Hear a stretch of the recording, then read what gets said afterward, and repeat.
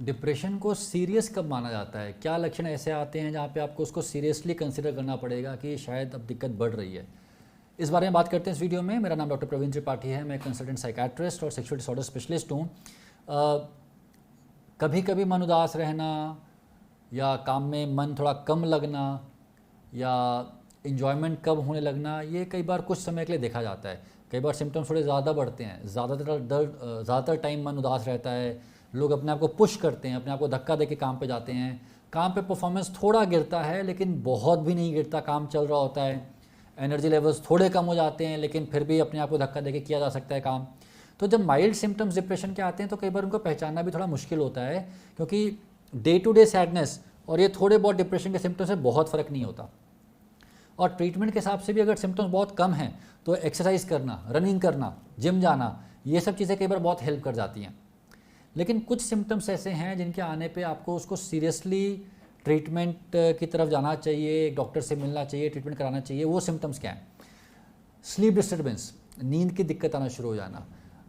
कुछ लोगों में सुबह सुबह नींद खुलनी शुरू हो जाती है। जैसे मान लीजिए वो शाम में रात में 10 बजे सोते हैं और सुबह मान लीजिए 6 बजे उठते थे, अब 4 बजे नींद खुल जाती है और वो बेड पे लेटे रहते हैं और मन में सब नेगेटिव थॉट्स आते रहते हैं कि क्या हो रहा है, लाइफ में कुछ नहीं कर पाऊंगा, इस टाइप की बातें मन में आती रहती हैं। जल्दी सुबह नींद खुलना, इसको कई बार हम लोग बोलते हैं अर्ली मॉर्निंग इंसोम्निया। कुछ लोगों में नींद आने में दिक्कत होने लगती है, बेड पे पड़े हुए हैं, नींद ही नहीं आ रही है या नींद बार बार टूट के आ रही है। तो स्लीप डिस्टर्बेंस एक इंपॉर्टेंट इंडिकेटर है।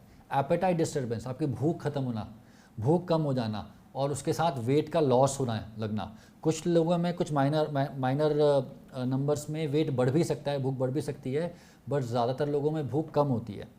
सिग्निफिकेंट आपका loss of interest in work, अब आपसे काम हो ही नहीं रहा है। अब आपके मन में ये आ रहा है कि नौकरी गई तो गई, बट मुझसे काम नहीं हो सकता, मुझे काम पे जाना ही नहीं है।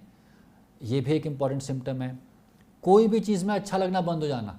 देखिए, थोड़ी बहुत उदासी में क्या होता है, लाइफ में कुछ अच्छा हुआ तो आपका मूड फिर भी रिएक्ट करता है, कुछ अच्छा लगने लगता है। बट एक चीज़ होती है, इसको बोलते हैं एनहेडोनिया। एनहेडोनिया मतलब अब किसी भी चीज़ में कोई इंटरेस्ट नहीं आ रहा है, ना टीवी देखने में अच्छा लग रहा है, ना गाने सुनने में अच्छा लग रहा है, ना किसी से बात करने में अच्छा लग रहा है। आपको जो रेस्टोरेंट में खाना अच्छा लगता था वो खाना अच्छा नहीं लग रहा है, आपको खेलना अच्छा लगता था आपको खेलना नहीं अच्छा लग रहा है। ये एक सिग्निफिकेंट सिम्टम है। और सबसे इम्पॉर्टेंटली, अपने आप को नुकसान पहुंचाने के विचार आना। अब ये जिसको सुसाइडल थॉट्स कहते हैं या थॉट्स ऑफ सेल्फ हार्म कहते हैं, ये भी कई लेवल्स का होता है। एक तो होता है पैसिव डेथ विशेस, कई बार मन में ऐसा आ गया क्या रखा है ज़िंदगी में, इससे अच्छा तो ख़त्म ही हो जाए। फिर उसके ऊपर एक स्टेज आता है कि क्या रखा है ज़िंदगी में, इससे अच्छा तो मैं ज़िंदगी ख़त्म कर लेता। और फिर सबसे सीरियस आता है कि मैं इस ज़िंदगी को ख़त्म करूँगा, और मन में तरीके सोचना। तो अगर आप जैसे जैसे ऊपर जा रहे हैं, जैसे जैसे थॉट्स की सीवियरिटी बढ़ रही है, वैसे वैसे आपके लिए डेंजरस भी होता जा रहा है डिप्रेशन। ट्रीटमेंट लेना बहुत इंपॉर्टेंट होता जा रहा है। प्लीज़ ध्यान रखिए कि आपकी लाइफ में चाहे कोई भी सर्कमस्टांस हो, चाहे आपका जॉब में प्रॉब्लम है, चाहे आपकी फैमिली में प्रॉब्लम है, चाहे आपका ब्रेकअप हो गया है, चाहे आपका वाइफ से प्रॉब्लम है या हस्बैंड से प्रॉब्लम है, लाइफ की प्रॉब्लम्स के ऊपर डिप्रेशन आके बैठ जाता है और उन प्रॉब्लम्स को और वर्सन कर देता है। तो जो ऊपर आके बैठा हुआ डिप्रेशन है, इसको हम ट्रीट कर सकते हैं मेडिकली भी और थेरेपी से भी। कई बार लोग बोलते हैं कि यार मेरा तो डिवोर्स हो रहा है, आपकी दवाई कैसे हेल्प करेगी? मेरी दवाई या किसी भी साइकियाट्रिस्ट की दवाई ऐसे हेल्प करेगी कि जो कारण था, जो वजह थी, उसके ऊपर अब लक्षण आ चुके हैं। अब वो लक्षण जब तक हैं तब तक तो आप प्रॉब्लम को भी सॉल्व नहीं कर सकते। तो अब आप ट्रीटमेंट लेते हैं, थेरेपी लेते हैं या फिर मेडिकल ट्रीटमेंट लेते हैं या फिर दोनों लेते हैं, तो आपका मूड बेटर होता है, आप बेहतर फील करते हैं, आप बेहतर सोच पाते हैं, आप बेहतर सो पाते हैं। तो उसके बाद आपके जीवन में जो समस्या बची है उसको भी आप बेहतर तरीके से सॉल्व कर पाते हैं।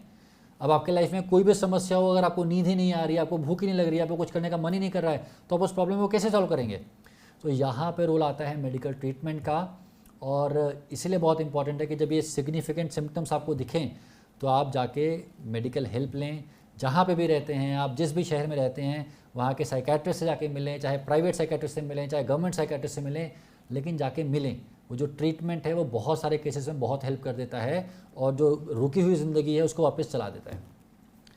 तो प्रयास हमारा यही है कि मेंटल हेल्थ के बारे में, सेक्सुअल हेल्थ के बारे में जितना मेडिकल कंटेंट आप लोगों तक पहुंचा पाए उतना पहुंचाएं, और मुझे उम्मीद है इससे आपको कुछ फ़ायदा हो रहा होगा। धन्यवाद, शुक्रिया।